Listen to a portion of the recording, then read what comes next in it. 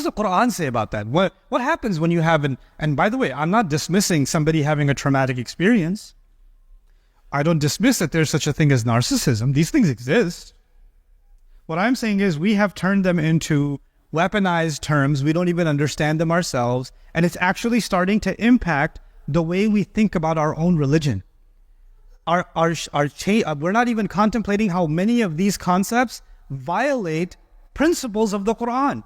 Direct principles of the Quran. I'll just give you one example. In Surah Al-Tahabun, Allah Azza wa Jalla said, and this is what I recited at the beginning of this khutbah, Allah said, مَا أَصَابَ مِن مُصِيبَةٍ إِلَّا بِإِذْنِ اللَّهِ. Whatever calamity happened to you, whatever struck, any kind of calamity that struck, somebody got in a car accident, somebody got diagnosed with a disease, somebody's family member passed away, somebody lost a job, somebody got into a fight with their spouse and they're getting divorced, somebody, ran away from home, somebody, they don't want to deal with their family anymore, so they blocked every number and now they're just gone forever. You have a brother that doesn't talk to you, won't pick up your calls, won't respond to your text messages. You have a son who hates your guts. You have a mother who just walked away from the family. It happens. And people experience different kinds of calamities in life. مَا أَصَابَ مِن مُصِيبَةٍ إِلَّا بِإِذْنِ. The first thing Allah says, nothing struck anyone ever except that Allah allowed that to happen. Number one. But then the question is, why did Allah allow something so terrible to happen? Why would that happen? And Allah says sometimes, in this ayah, there are many ayat on this, but this ayah, Allah teaches us a powerful lesson. He says, وَمَن يُؤْمِن بِاللَّهِ يَهْدِ قَلْبَهُ. Whoever truly has faith in Allah, Allah will guide that person's heart. Allah will guide their heart. And what is Allah saying? Allah is saying, my heart feels anxiety, my heart feels anger, my heart feels sadness, my heart feels frustration, my heart feels this person got away with something, they deserve justice, they got away with it. My heart feels that it was unfair, my heart feels unrest, my heart feels all of these things. But if I have iman in Allah, Allah will guide my heart through these negative emotions. Actually, some of those negative experiences are a test of my iman, and if I do have iman, Allah will guide my heart. In other words, I'm supposed to go through some of these difficult experiences to truly experience guidance. I have to go, and this will be the way my iman gets secured. And iman is the greatest asset a human being can have, because on Judgment Day, the only thing that matters, إِلَّا مَنْ أَتَى اللَّهَ بِقَلْبٍ سَلِيمٍ.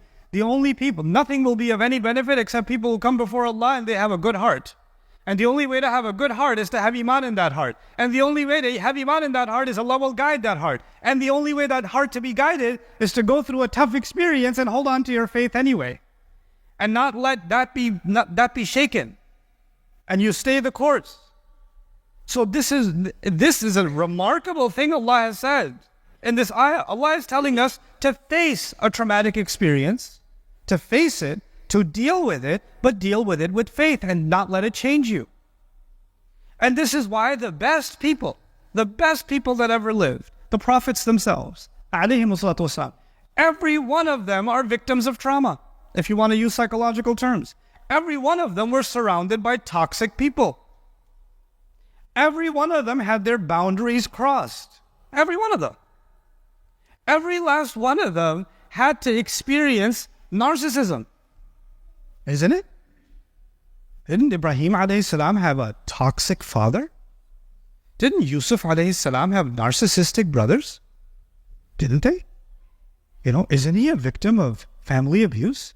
Wasn't he being gaslit when he was being called a thief? Isn't this what was happening to them? So they could take all of that, listen to all of that, and those experiences, and then for the rest of their life, they can say, I know all these fathers, they're toxic. I know I need to draw a healthy boundary between me and them, and etc.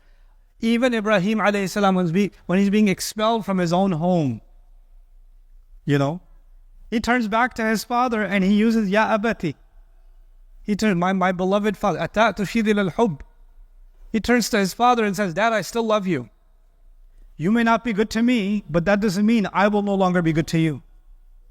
And I'll still pray for you to be forgiven. La astaghfiranna lak. I'll pray for you still.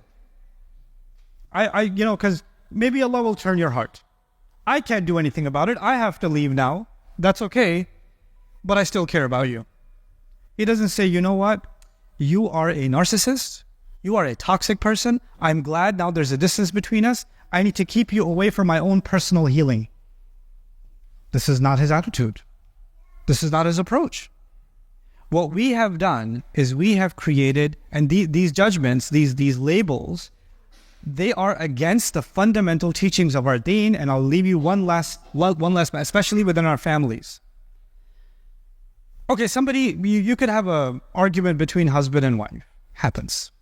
Okay, don't raise your hand. But if you have an argument, husband and wife, and one of you says, you're such an abuser. You're such a gaslighter. Instead of, what does the deen tell us to say? وَقُلْ لِعِبَادِي يَقُولُ الَّتِي هِيَ أَحْسَنُ إِنَّ الشَّيْطَانَ يَنزَغُ بَيْنَكُمْ. Allah says that tell my servants, say something that is better and more beautiful. Because shaitan will try to cause friction between you, chaos between you, discord between you. If there's an argument happening and you hear something painful, you could respond with something that will make things worse. You can also respond with something that can change the direction of the conversation towards something better. Allah is not telling you to walk away from the conversation. Allah is telling you to deal with the conversation. If the conversation is completely out of hand, Allah is saying, إِذَا خَاطَبَهُمُ الْجَاهِلُونَ قَالُوا سَلَامًا. When the ignorant address them, they walk away peacefully. They say peace. They don't walk away stormed out. They walk away peacefully. But in this ayah in Surah Al-Taghabun, I learned something I was fascinated by. Being a student of psychology, I was fascinated by it. يَا أَيُّهَا الَّذِينَ آمَنُوا إِنَّ مِنْ أَزْوَاجِكُمْ وَأَوْلَادِكُمْ عَدُوًّا لَكُمْ. Those of you who believe, some among your children and among your spouses, there may be enemies for you. This is in Medina. The surah was revealed in Medina. Rasulullah sallallahu alaihi wasallam was living among the Jewish and Christian tribes, and he was also among the Muslims were actually leading towards nifaq. They were leading towards hypocrisy. And you don't know in your family who really has iman, who doesn't. There was a mix. And Allah is that. Now the Prophet ﷺ says, get ready for Badr or get ready for Uhud. And some family members saying, why are you going to get yourself killed? Stay home. Just tell them you got sick. I'll just say you overslept. And tell them later. And they're trying to hold you back. They're trying to, because they don't want him to go. Well, why do you have to go every morning at Fajr? Can you just stay?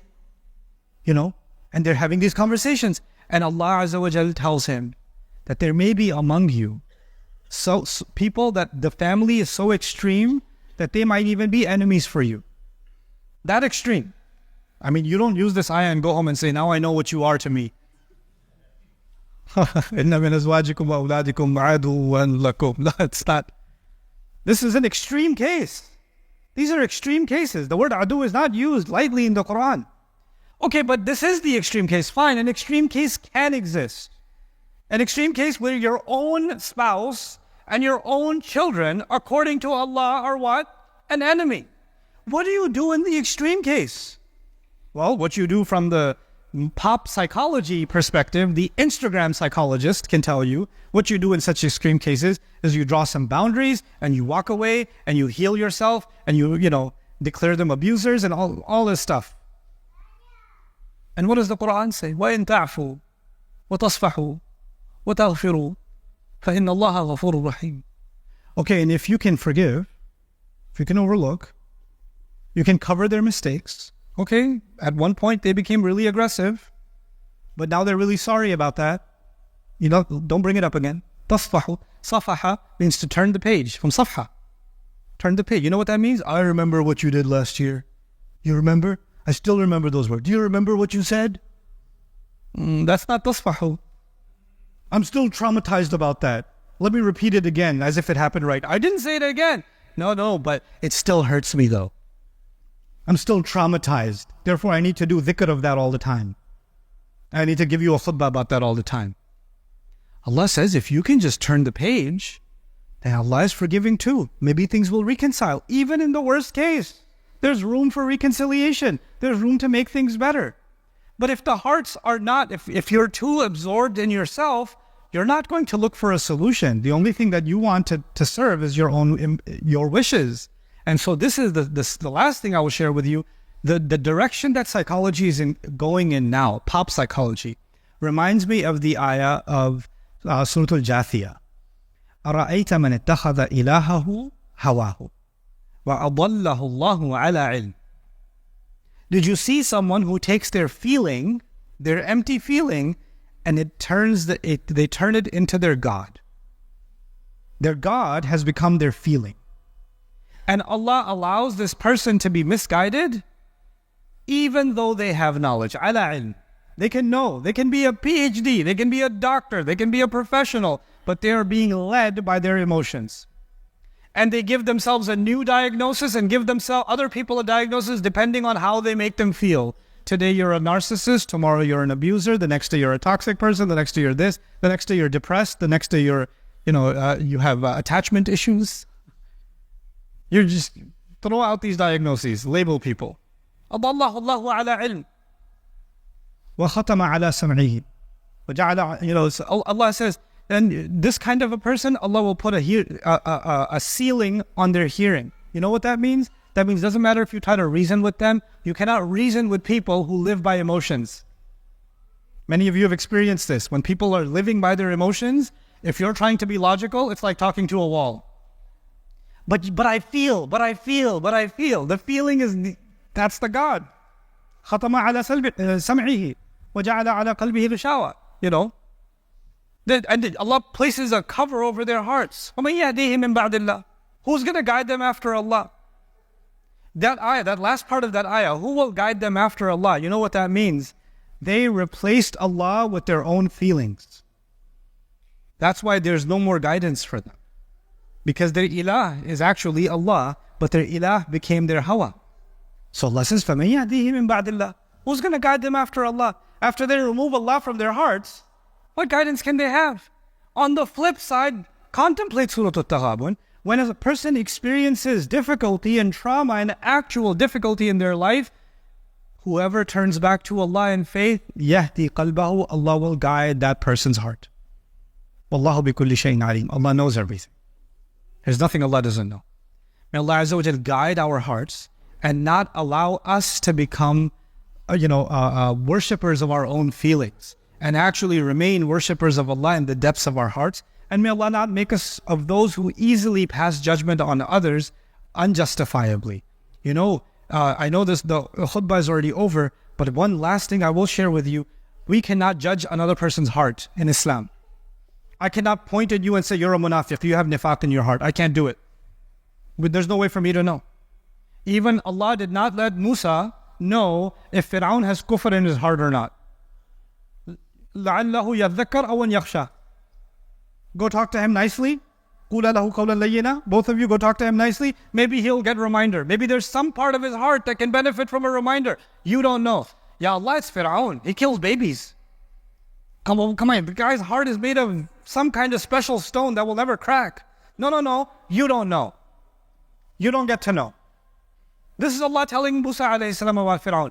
So I cannot judge another person's heart, but in this new psychology, I can easily judge another person's heart. The moment I call somebody a narcissist, I'm judging them for their arrogance. The moment I call somebody one of these terms, I'm not actually judging their actions. I'm judging the state of their hearts. Be careful. This is not something our deen allows. But we've made this a normal practice because we're enamored by these terms now. If you're going to understand these terms, if you're not a student of the subject, don't do it.